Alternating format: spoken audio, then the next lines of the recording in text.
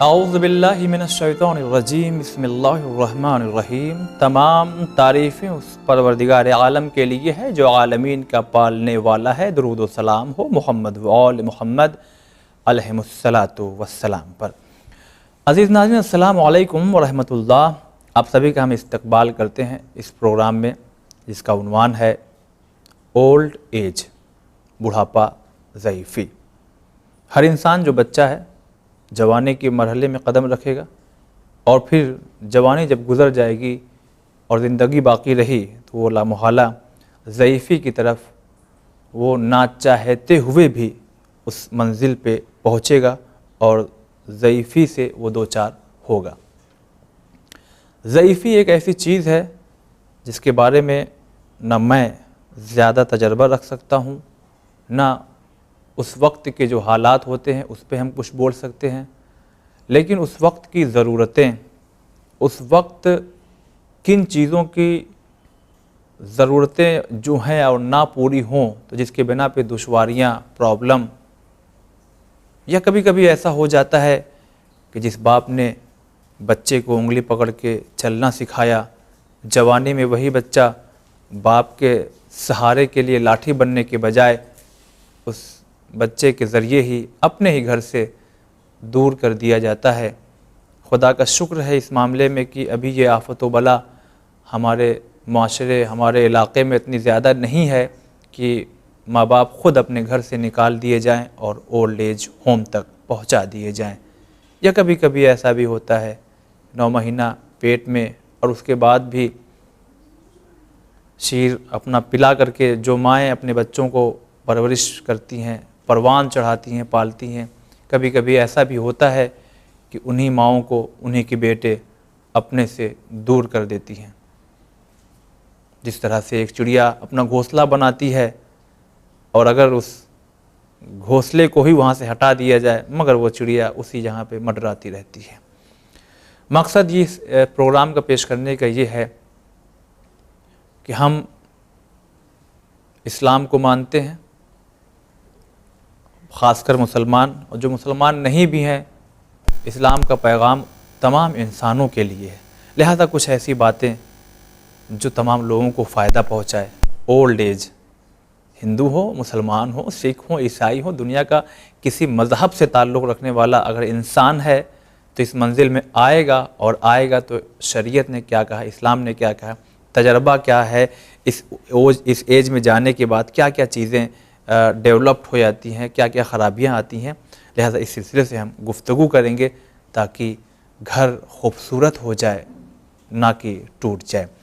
आपको इंतज़ार इस बात का होगा कि वाकई इरफ़ान ख़ुद अभी नौजवानी में है तो ये ज़ईफ़ी के बारे में क्या बोलेंगे। लिहाजा हमने एक ऐसा सिलेक्शन किया है इस टॉपिक के लिहाज से कि यकीनन आपको खुशी होगी। हमारे साथ में हमारे तमाम इस तरह के सवालों के जवाब देने के लिए मौजूद हैं लॉ फैकल्टी के प्रोफेसर, जो कि इलाहाबाद में यूनिवर्सिटी में प्रोफेसर हैं, आली जनाब मौलाना प्रोफेसर भी हैं कमालुद्दीन अकबर साहब। आइए रूबरू कराते हैं।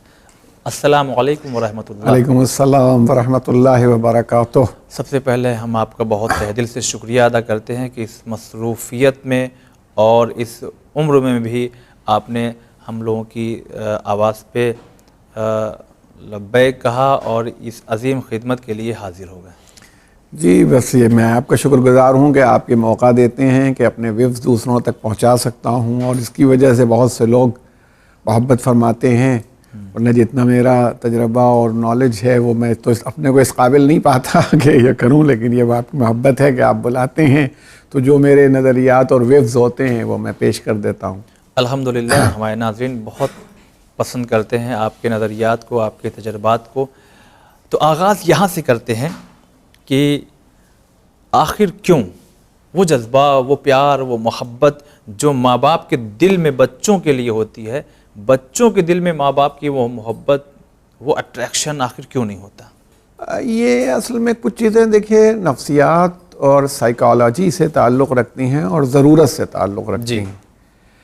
चूँकि नेचर या फितरत जो भी आप कहें, बच्चे की परवरिश करवाना चाहती है। जी जी। इसलिए अगर वो माँ बाप के दिल में इतनी गहरी मोहब्बत न दे दे बच्चे के लिए, तो बच्चे की शायद परवरिश ही न हो पाए।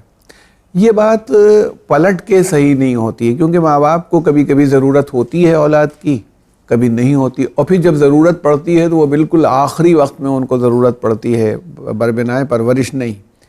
इसमें शायद हमारे यहाँ हमारे एक इमाम जाफ़र सादिक़ अलैहिस्सलाम का एक कौल भी है, बहुत मशहूर है, आपके जहन में ज़रूर होगा, ज़रूर, कि आपने फरमाया, किसी ने पूछा कि जैसी मोहब्बत हम अपने बच्चों से करते हैं वैसी अपनी माँ बाप से नहीं करते।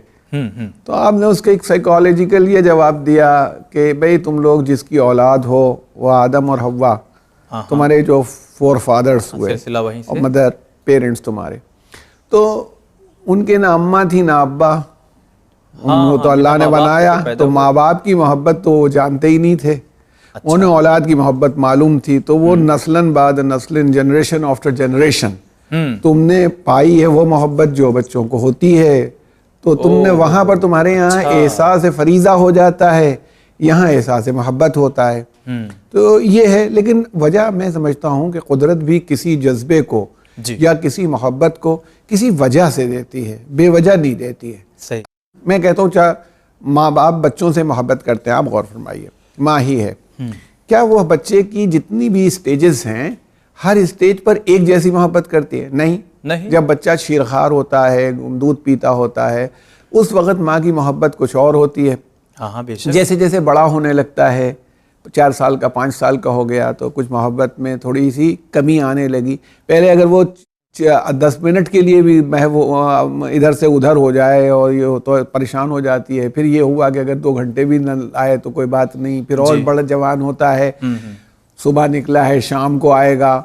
तो अच्छा, कभी कभी देखें, मैं आपसे बताऊं, जो बच्चे मेंटली रिटार्डेड होते हैं, हाँ, या फिजिकली हैंडीकैप्ड होते हैं, उनकी तरफ वो जवान भी हो जाते हैं तब भी माँ बाप को, क्योंकि कुदरत या नेचर जो है उनकी अपब्रिंगिंग के लिए या उनके मदद के लिए और सहारे के लिए ये चाहती है कुदरत कि भी इसका ख्याल हो, इसलिए वो मोहब्बत के जज्बे को मरने नहीं देती। तो जैसी ज़रूरत होती है, जानवरों में भी यही है, जब तक वो जानवर बिल्कुल फिट नहीं हो जाता, जो जानवर जिस स्टेज में जितनी ज़रूरत उसको माँ बाप की होती है उतनी मोहब्बत होती है। अच्छा, परिंदों में भी यही देखा है कि अगर 2 बच्चे उसके हैं, एक उड़ने लगा और एक नहीं उड़ रहा है, तो माँ जो उड़ रहा है उसकी तरफ देखती ही नहीं, हाँ, वो वही रहेगी जो उड़ नहीं पा रहा। ये असल में पूरा नेचर इसके अंदर इन्वॉल्व होता है, कुदरत उसके अंदर रखती है कि किसको क्या ज़रूरत है जी। और जज्बे मोहब्बत को और जज्बे खिदमत को भी मोहब्बत की बुनियाद पर ही देती है। ये जज्बा अल्लाह ताला की तरफ से इनायत करदा जज्बा है नेचर ने, तो जिस जैसी ज़रूरत चाहता है अल्लाह वैसी दे देता है जज्बा। यूँ है, तो इसलिए वो दोनों को क्यों हम लोग इक्वेट करें? सही, दोनों के काम अलग हैं, दोनों के पर्पस अलग हैं तो अपने आप उनमें उस जज्बे में फ़र्क आ जाता है।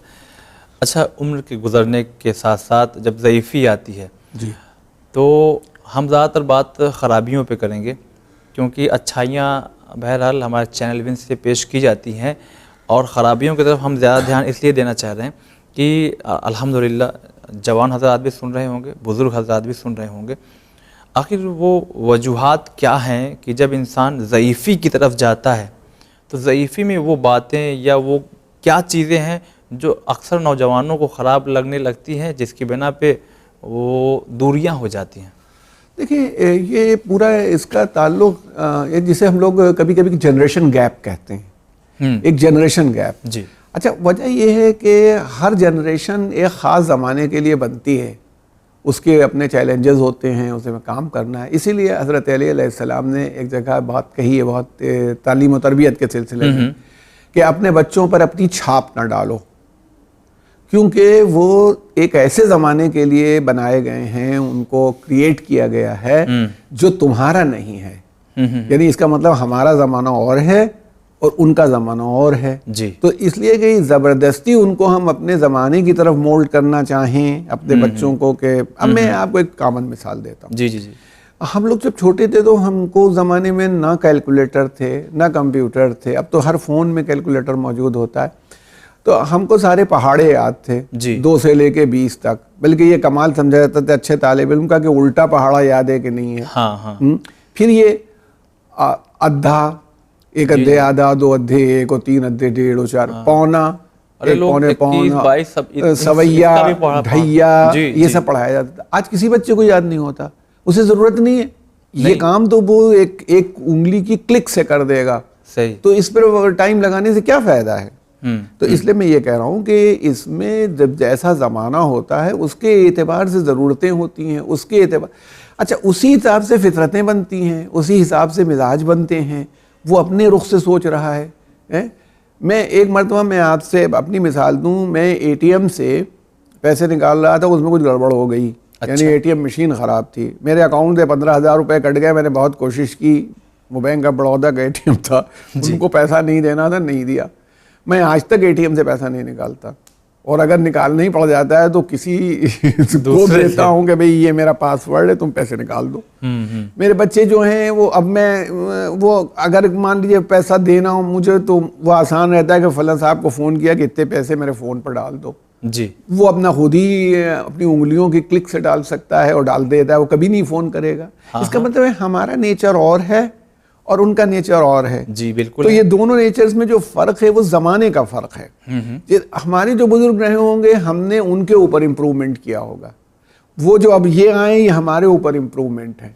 इनके बाद जो जनरेशन आएगी वो इनके भी ऊपर जाएगी। सही बात है ना? ये तो हर ज़माना एक अपना अलग वो हिसाब, वो निज़ाम रखता है, सिस्टम रखता है। इसको हम क्या कहें जी। अब आप देखिए, एक ज़माना था टिकट हाथ में होता था, फिर टिकट ये होने लगा कि साहब उसकी हार्ड कॉपी रखो। अब टिकट आपका मोबाइल में होता है, आपने मोबाइल खोला, टिकट दिखाया, चले आए, ख़त्म हो गई बात। तो ये टेलीफोन के बिल कभी अब आते ही नहीं, उसी मोबाइल के ऊपर मैसेज आ जाता है आपका बिल इतना हुआ, और आप चाहिए तो उसी से जमा कर दीजिए, आपको जाने की भी ज़रूरत नहीं है। सही बात। तो ये जब एक जैसे ज़माने नहीं रहते तो एक जैसा मिजाज कैसे रहेगा? ज़माने के बदलने से मिजाज बदल जाएगा। अब मान लीजिए मैं कोशिश करूँ कि अपने घर में वो मैं पुराना मिजाज लाऊं, एक चक्की ले आऊं, कि गेहूं ला के रख दूं और सब लोगों को चक्की पीसो, और सुन्नत है मसलन। तो जी जी। नेचुरल है कि वो ज़माना और था, वैसे हालात नहीं थे तो चक्की पीसी जाती थी। आज क्या ज़रूरत है? अबे कपड़े हमने अपने बचपन में, जवानी में उसमें हाथ से धोए हैं, आज वॉशिंग मशीन से धुलते हैं। ये है ना। तो हर चीज़ को आप स्टेज वाइज देखें कि जब माहौल बदलेगा तो ये सब चीज़ें, ये तब्दीलियाँ रूनुमा होंगी, और इनको एक समझदार आदमी की तरह से कबूल करना चाहिए। ये नहीं है कि आप उसमें कि नहीं हमारे वक्त में ये होता था और यही अच्छा था। जी जी। ज़माना तरक्की करेगा, आगे बढ़ेगा। इंसान का यही कमाल है कि वो खो में रहता था पहले, पेड़ के ऊपर चढ़ा बैठा था, आज वो ऊंची ऊंची इमारतों में रहता है, बेशक, और लिफ्ट से चलता है। तो जैसे दौर बदलेगा हालात ही बदलेंगे जी। अच्छा, जैसे एक नौजवान हम लोगों का ये प्रोग्राम देख रहा है, उसके माँ बाप या उसके जो और भी पेरेंट्स या जो अदर्स लोग हैं वो भी ज़ईफ़ हो रहे हैं, बहरहाल उनको सहारे की ज़रूरत होती है। तो क्या क्या बदलाव क्या क्या आते हैं ज़ईफ़ लोगों के अंदर कि जिसके बिना पे अच्छा जवान को बर्दाश्त क्या करना पड़ेगा? देखिए, बहुत सी चीज़ें, जैसे कुरान मजीद में सूरह यासीन में अल्लाह ताला ने फरमाया कि वमन नौमिर हो नुनक्किस हो फिल खल्क। जब हम उम्र ज़्यादा करते हैं, किसी को ज़्यादा एज देते हैं, तो यानी एक जनरल बताया कि उसकी खिलकत को उलट देते हैं। यानी जैसे बुढ़ा जो होता है वो बच्चे जैसा हो जाता है, जिद भी करने लगेगा, ये समझने में भी वो शार्पनेस नहीं रह जाती, बात समझने में। जैसे बच्चा बहुत शार्प नहीं होता, 5 साल के बच्चे से 6 साल के बच्चे से आप उम्मीद करें बहुत शार्पनेस की, धीरे धीरे ये शार्पनेस पैदा होती है। सही। उसके एतबार से जो बचपन पलटने लगता है, बचपन वाली जो वीकनेसेस हैं वो अच्छा, जैसे बच्चे को सहारे की ज़रूरत होती है, क़ुव्वत उसमें कम होती है, वैसे बुढ़े आदमी को भी मसलन सहारे की ज़रूरत पड़ जाती है, उसकी ताकत और क़ुव्वत कम होने लगती है। जी जी हाँ। अच्छा, फिर बच्चे में और बुढ़ापे में एक थोड़ा सा और फ़र्क है। बच्चे को क़ुव्वत का अंदाज़ा नहीं है, बुढ़े आदमी ने उस ताकत के ज़माने को देखा है, तो उसे एक तरह से और भी एक एहसास होता है कि अब हम में दम नहीं रह गया, पहले तो हम इतना चल लेते थे और इतना चढ़ जाते थे, और वो ये यानी एक एहसास है महरूमी भी उसको हायल होता है, जबकि बच्चे में ये एहसास है महरूमी नहीं होता, वो जानते ही नहीं जानता। सही उसको बात। जब जवान होगा तो जानेगा कि क़ुव्वत क्या चीज़ होती है और ताकत क्या चीज़ होती है। तो ये सारी चीज़ें जो आती है, बुढ़ापे में क्या होता है, हमें ये चीज़ खाने से सेहत अच्छी हो जाती है और इससे क़ुव्वत बढ़ जाती है, और मान लीजिए को सेब एक ज़रूर रोज़ खाया जाए, ये सब कोशिश करता है। मगर भी जो नॉर्मल डिके है, तनज़ुल एक अल्लाह का जो निज़ाम है, सिस्टम है, उसको तो नहीं बदल सकते, वो तो रहेगा। तो वो जो आप ये फरमा रहे हैं, ये बिल्कुल ऐसा ही होता है कि धीरे धीरे बुढ़ापे में ये चीज़, अच्छा ये तो जिस्मानी क़ुव्वत में कमी आती है। इसी तरह से जो दिमाग होता है वो मुतासिर होने लगता है, भूल बढ़ती चली जाती है, जो जा करके आखिर में अल्ज़ाइमर तक चली जाती है कि उसे अपने बच्चे का नाम नहीं याद रहता, अपना नाम याद नहीं है, अपने करीबी लोगों का नाम नहीं याद है, लिमिट हो जाती है। जैसे छोटा सा बच्चा होता है 6 महीना और 7 महीने का, कुछ उसकी मेमोरी नहीं है जी, वैसे इस आदमी की मेमोरी भी खत्म हो जाती है। तो ये चेंजेस होते हैं ज़ौफ़ के साथ। भाई असल में जो आप ज़ईफ़ कह रहे हैं, ज़ईफ़ तो अरबी में कमज़ोर को कहते हैं, तो जो ज़ईफ़ है, ज़ौफ़ कमज़ोरी है, ज़ईफ़ कमज़ोर है, तो चूंकि बुढ़ापे में कमज़ोरी आ जाती है इसलिए बुढ़ा ना कह के उसे ज़ईफ़ कह दिया, ज़्यादा इज्जत के साथ। हाँ, बस ये है। अच्छा ठीक है, मकसद अभी हम अपने मकसद तक पहुँचे नहीं, फिर से वही सवाल लेकिन अंदाज दूसरा होगा कि ठीक है, ज़ईफ़ी में इंसान जब पहुंच जाता है तो वाकई ये हम बदनसीबी ही कहेंगे उन लोगों की जो अपने माँ बाप से चिढ़ के उनको झिड़क देते हैं, या खुदा न खास्ता कभी हाथ उनकी तरफ चला जाता है, या दूसरे अंदाज से उनको धुतकार करके उनको ख़ुद उनके घर से निकाल देते हैं। तो ये नौबत ना आने पाए, ख़ुद ज़ईफ़ क्या प्रिकॉशन का, या ख़ुद क्या अपने अंदर वो चीज़ समो के रखे कि ये नौबत आने ही ना पाए? देखिए, ये मेरे ख्याल में बिल्कुल वो उल्टी बात है। उल्टी बात इस सेंस में है कि जो आदमी वीक है, जिसमें कोई बीमारी है, जिसमें कोई कमज़ोरी पैदा हो रही, आप उससे चाहते हैं कि वो ताकत पैदा कर ले, ये नहीं हो सकता। बात यह है कि जिसके पास ताकत है वो अपनी ताकत को कंट्रोल कर सकता है, क़ुव्वत है। देखिए, इसीलिए कुरान मजीद ने सूरह बनी इसराइल में इसको बहुत तफसील से बात कही इसमें। अच्छा, वक़ज़ा रब्बुका अल्ला ताबुदू इल्ला इय्याह व बिल वालिदैन इहसाना। तेरे रब का ये फ़ैसला है, रसूलुल्लाह से कहा जा रहा है, तेरे रब का ये हुक्म है कि किसी की इबादत ना करना, परस्तिश किसी की नहीं करना सिवाय उस अल्लाह के, और एहसान करना वालिदैन के साथ, यानी बमानी नेकी करना जी। अब उसमें कहा इम्मा यबलुगन्ना इंदकल किबरा अहदहुमा औ किलाहुमा, अगर उन दोनों के दोनों या उनमें से एक कोई बुढ़ा हो जाए जी जी, तो फ़कुल लहुमा, तो फिर उससे क्या करना, वला तनहरहुमा, तो फिर ऐसा करना झिड़कना नहीं उनको, फ़कुल लहुमा क़ौलन करीमा, और उनसे इंतहाई एजाज़ से गुफ्तगू करना जी। उसके बाद यह है कि अपने बाजुओं को उनके सामने बैठना तो झुका के बैठना, वख़्फ़िज़ लहुमा जनाहज़्ज़ुल्ल मिनर रहमा, तो और फिर ये कहो रब्बिरहमहुमा कमा रब्बयानी सगीरा। क्योंकि देखिए, एक बात है, वो मौलाना फिरोज़ हैदर साहब ने एक मरतबा बड़ी प्यारी बात कही थी, मुझे बहुत पसंद आई थी उनकी मजलिस में। उन्होंने कहा था, साहब अल्लाह ताला ने ये किया ही नहीं कि लुटी हुई सरकारों के ऊपर पाबंदी लगाए जी, वो तो सरकश उस पर पाबंदी लगा के देखना चाहता है, सरकश जज्बों पर, कि तुम क्या करते हो, देखें अगर हमारे बंदे हो देखें तो जैसा हम चाहते हैं वैसी ज़िंदगी गुजारो। सही। तो अच्छा, फिर ये समझ के चलो क्या, यानी मतलब कम से कम इंसान वो होता है, जानवर को तो नहीं पता होता कि हमारे पास क्या गुजरेगी। मगर आप इस माशाल्लाह जवान, अल्लाह सलामत रखे, आपको क़ुव्वत दे और ताकत दे, मगर आप बुढ़े होंगे जी, ये कैसे है कि नहीं होंगे? हाँ होंगे। यानी कोई चीज़ नहीं, लोग कहते हैं जब तक देख नहीं लेंगे मानेंगे नहीं। अपने को मरते देखा है? किसी ने नहीं देखा, लेकिन मरेंगे ये मालूम है सबको। वैसे ही जवान आदमी को मालूम है कि वो बुढ़ा होगा। तो अगर वो जिस तरह से वो अपने बाप को या माँ को ट्रीट कर रहा है, जो बर्ताव कर रहा है, तो अपना मुस्तकबिल देख ले कि इसी तरह उसकी औलाद उसका ट्रीटमेंट करेगी। क्या चाहता है वो? सही बात है। वो एक मशहूर है कि एक शख्स था, उसके माँ बाप, उसके बच्चों ने सोचा, मर ही नहीं रहा था, किसी सूरत से आजिज थे। अच्छा। तो उसको लाद के लाए पुल पर, हाँ, कि वो गंगा जी में डाल दें, ख़त्म करें। अरे भाई, मुर्दे को डालें या जिंदा को डालें, ख़त्म, आखिर में तो डूबना ही है। तो जब वो उसको डालने लगे तो उसने उन लोगों को नसीहत की, मगर नसीहत क्यों नहीं की? कहा, अच्छा बेटा, अब यहाँ ले आए हो तो 3 खंबे आगे जाके डालो हमको, यहाँ मत डालो, यहाँ से नहीं। अच्छा। वो 3 खंबे आगे लाए।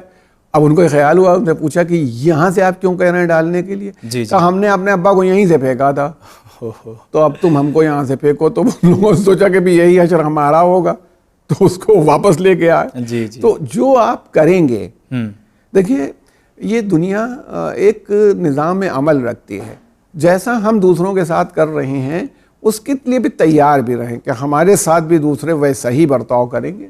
तो अगर अपनी औलाद के साथ कोई आदमी ये तैयार हो जाए कि हमारी औलाद भी हमको मतलब ओल्ड एज होम भेज दे जी, या हमारे साथ सख्ती करे या हमको डांटे या हमसे लड़े, तो फिर वो भी ठीक है, करो। मतलब ये मैं गुनाह सवाब की बात नहीं कर रहा हूँ, लेकिन ये तो फिर है कि हर एक्शन जो है वो रिपीट होता है। ये साइकिल है। जानवर को ये साइकिल ना मालूम हो, लेकिन इसलिए जानवर में अल्लाह ने वो रिश्ता ही नहीं रखा। बाप बेटे का रिश्ता बरकरार रहे और सलामत रहे, हमारे यहाँ रखा है रिश्ता। तो हमको ये सोचना पड़ेगा। तो जो कुरान तो बिल्कुल इंसान की साइकोलॉजी और नफ्सियात के साथ चलता है, वो ये जानता है कि ये दिक्कत आएगी, ये परेशानी होगी। ऐसा नहीं है कि परेशानी नहीं होगी, आपकी जवानी है, आपको हजारों काम है, आपको परेशानियां हैं, लेकिन वो ये आपसे चाह रहा है कि भाई जैसे बहुत सी चीज़ें होती हैं मिजाज के खिलाफ होती, करते हो। अब सुबह की नमाज के वक्त उठने का जी नहीं चाह रहा, कहता उठो। बहुत से लोगों का रोज़ा रखने का जी नहीं चाह रहा, कहता रखो। अगर हमारे बंदे हो तो जैसा हम कह रहे हैं वैसे ही माँ बाप से लाख नागवार, ये नहीं कह रहा कि नागवारी ना हो, नागवारी हो, इजहार ना हो, तुम्हारे मतलब ना चेहरे से आने पाए ना झिड़कने पाओ, वो अंदर दब जाए, ये कमाल है तुम्हारा। मतलब आपको तकलीफ हो रही है उससे, ये नहीं है कि तकलीफ नहीं हो रही। अच्छा, माँ बाप को भी हुई है तकलीफ।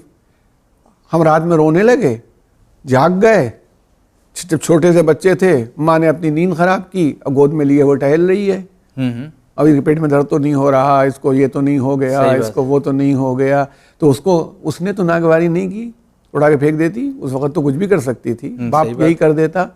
लेकिन इसका मतलब है उन्होंने जो एहसान किया, जैसे कुरान कह रहा है कि हल जज़ाउल एहसान इल्लल एहसान, क्या ये है कि नेकी के मुकाबले में सिवाय नेकी की कोई चीज़ हो सकती है? नहीं। तो इंसान का यार ये शरीफाना अंदाज ये है कि आज जिस आदमी ने हमारे साथ किया, अब उसको ज़रूरत पड़ी तो हम भी करें। जी जी, ये तो है। और ये खाली इस्लाम का उसूल नहीं है।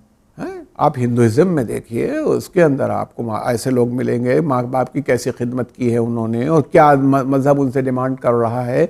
ईसाइयत में देखिए, सब हर मजहब जो है वो ये अपील करता है कि अपने पेरेंट्स के साथ, अपने बुजुर्गों के साथ अच्छा सलूक करो। बल्कि आप देखिए ये तसव्वुर हमारे सेकुलर सिस्टम में भी है। भाई बुढ़ों की सीट क्यों बनाई जाती है ट्रेन में? सही बात कि ये जो ओल्ड पीपल्स के लिए है कि वो आ जाएं तो आप सीट खाली कर दें, उनके लिए छोड़ दें सीट। जी जी, ये बुढ़े आदमी। बल्कि हमने बहुत से लोगों में देखा, वो किसी मजहब के हों, मिल्लत के हों, एक बूढ़े आदमी को देखा उसकी सीट भी नहीं है, वो मेट्रो में चल रहा है या ट्रेन में चल रहा है, देखा कि बुढ़ा आदमी खड़ा है, उन्होंने आप बैठिए। वो तो उनका बाप नहीं है, बिल्कुल उनका सिर्फ ये सोच करके कि भाई बूढ़े आदमी हैं, ज़ईफ़ आदमी हैं, हमारे समाज और माशरे के हैं। ये इंसान एक्सपेक्ट कर सकता है कि भाई जब हम बूढ़े होंगे तो लोग हमारे लिए भी यही करेंगे। अगर ये साइकिल एक इंसानी समाज में और एक माशरे में बन जाए तो क्या उनका साइकिल है कि आज हम दूसरों के लिए कर रहे हैं, कल दूसरे हमारे लिए करेंगे। ओवर नहीं है कि जानवरों की तरह की जिंदगी है कि हम सबको धक्का मारते हुए चले जा रहे हैं, तो जब हमारे पास ताकत नहीं रहेगी तो लोग हमको भी धक्का देंगे। बेशक देंगे। ये इसलिए कह रहा हूँ कि वो फितरत तो रहेगी, ये नहीं है कि फितरत में टकराव भी होगा, तकलीफ भी होगी, जहमत भी होगी, सब होगा। बल्कि देखिए कभी कभी ये भी है कि जहमत उठाने में भी मज़ा आता है। अगर इंसान इंजॉय करे तो परेशानी में भी और तकलीफ में भी मज़ा है, ऐसा नहीं है कि मज़ा नहीं है। बस बात अप्रोच की है। सही। आप बताइए, जो लोग ब्लड डोनेशन करते हैं, खून देते हैं किसी को, उन्हें मालूम है कि उन्हें लॉस होता है खून देने से, मगर जो उन्हें खुशी होती है, अगर वो खुशी ना हो तो वो कभी ब्लड डोनेट ना करेंगे।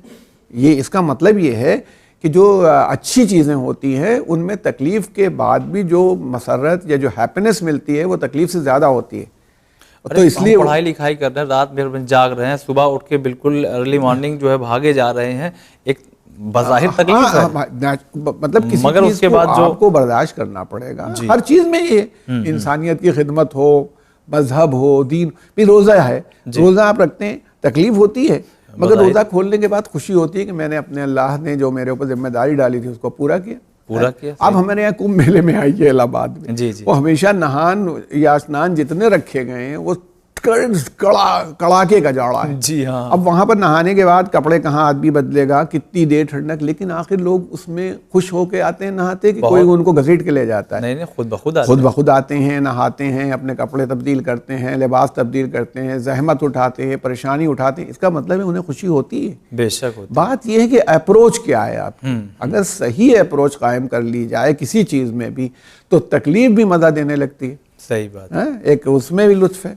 तो इसलिए मैं ये कह रहा हूँ ना कि असल में जज्बा ये पैदा हो जाए किसी भी सूरत से हर कौम और मिल्लत में कि वो इंसान उस तकलीफ को ये समझने लगे कि ये तकलीफ नहीं है, इसके पीछे इससे बड़ी खुशी छिपी हुई है। बेशक। चलिए आगे, बहुत बहुत शुक्रिया अदा करते हैं। नाज़रीन, ओल्ड एज, ज़ईफ़ी, बुढ़ापा, हर इंसान चाहे वो किसी भी मज़हब से ताल्लुक़ रखता हो, सामना करना पड़ेगा। अगर खुदा ने उसको ज़िंदगी दी तो मकसद यही है कुछ ऐसी बातें कि जिसको बिलखुसूस जो जवान तबका है वो सुने और सुनने के बाद महफूज करे। अभी प्रोफेसर साहब ने बहुत अहम बातें आपको बताई है कि ज़ईफ़ी में जाने के बाद इंसान वाकई बचपने वाली हरकत करने लगता है और बर्दाश्त करना पड़ेगा हमें कुछ चीज़ें। अपने चेहरे से भी आया ना करें कि इस वक्त हमें आपके किसी अमल से या बोलने से प्रॉब्लम हो रही है। नाज़रीन, वक्त हमारे दरमियान से ज़रूर गुज़र गया है, लेकिन कुछ बातें कहने के बाद हम अपने प्रोग्राम को ख़त्म करेंगे। सरकारी आंकड़ों के हिसाब से कुछ बातें हमें नोट डाउन की है कि अगर देखा जाए तो बहुत सी ख़वातीन हैं जिनके पति का इंतकाल पहले हो जाता है। ये मेडिकल साइंस के हिसाब से भी देखा जाए कहीं कहीं कि ख़वातीन की उम्र जो है उस लिहाज से देखा जाए ज़्यादा होती, ज़्यादा कहा जाए या ऐसा हमारे माशरे में होता है कि पत्नी जो है वो 20 साल की थी, पति 30 साल का था जब शादी हुई, तो जाहिर सी बात है पति का देहांत, इंतकाल या जो भी कहें वो पहले हो गया, ये बची रह गई। तो अक्सर ऐसा होता है कि इन्हीं के बेटे इनको उन्हीं के घर से निकाल देते हैं। ये नौबत ना आने पाए, ये ख़ुद पहले से क्या तैयारी करें, या माँ बाप ज़िंदगी में ही बच्चों के ज़रिए क्यों हटा दिए जाते हैं, ख़ुद महफूज रखने की क्या कोशिशें हैं। तो इंशाअल्लाह हम आपको अगले एपिसोड में बहुत सी बातें बताएंगे। जो बात हम बताने जा रहे थे उसमें यह है कि तकरीबन 15,000 बूढ़ी ऐसी विधवा औरतें हैं जो अपने घर से निकाल दी जा चुकी हैं और जो वृद्ध आश्रम, ओल्ड एज होम, वहाँ पे जाके रहती हैं। और बहुत अफसोस हुआ ये जान करके कि वो तो याद रखती हैं कि उनके बच्चे का जन्मदिन कब है या नया साल आ गया है तो वो फ़ोन करती हैं, लेकिन वो क्लिप हमने ख़ुद देखी थी जिसको याद करके ख़ुद हमें आंसू आ रहा है इस वक्त कि वो कह रही थी कि हम फ़ोन करते हैं मगर बच्चे हमारा फ़ोन नहीं उठाते। बहरहाल ऐसी नौबत ना आने पाए और इंशाअल्लाह कोशिश यही होगी कि कुछ और अहम बातें हम आप तक पहुंचाएंगे। तो अगला एपिसोड जो होगा वो इसी के मुताल्लिक होगा। कुछ ऐसी बातें जो जवानों को अपने अंदर उतार लेना है कि ये नौबत नहीं आने देंगे, और ख़ुद माँ बाप भी मोहब्बत बहुत ज़्यादा निछावर कर दें मगर कहीं पे कुछ ब्रेक ज़रूर लगा दें, ताकि जिसकी वजह से अल्लाह ना करे, भगवान ना करे, ईश्वर ना करे कि ये दिन देखना पड़े माँ बाप खुद अपने घर से बाहर खुदा न खास्ता निकाल दिए जाए। अगले एपिसोड में कुछ और अहम बात आप तक पहुँचाएँगे। खुदा हाफ़िज़।